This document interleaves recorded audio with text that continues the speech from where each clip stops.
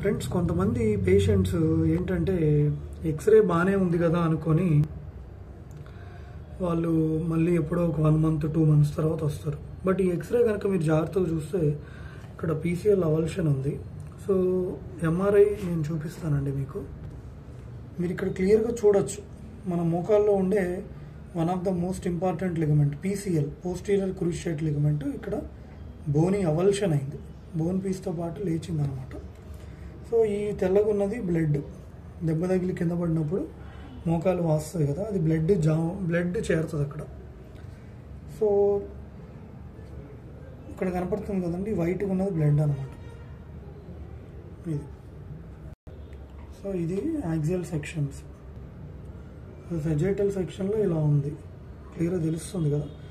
So దీనికి treatment చేయాలా లేదా అనేది చాలా ఫ్యాక్టర్స్ మీద ఉంటుంది. ఫ్రాగ్మెంట్ సైజ్ బట్టి, డ్యూరేషన్ బట్టి, సిమ్టమ్స్ బట్టి, వాళ్ళకి ఇన్స్టెబిలిటీ ఉందా లేదా, సో వీటి బట్టి అనమాట. ఓకేనా? సో ఇంకేమైనా డౌట్స్ ఉంటే మీరు కింద కామెంట్స్లో తెలియజేయండి.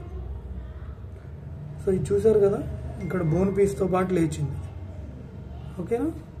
సో నడవడానికి ఇబ్బందిగా ఉందా లేదా, ఎన్ని డేస్ అయింది, పోస్టీరియర్ సాగ్ ఉందా లేదా, యాంటీరియర్ నీ పెయిన్ ఉందా లేదా, ఫ్రాగ్మెంట్ సైజు, సో ఈ అన్ని ఫ్యాక్టర్స్ బట్టి దానికి సర్జరీ చేయాలా, వితౌట్ సర్జరీ అది ట్రీట్ చేయగలుగుతాం అనేది చెప్తాం.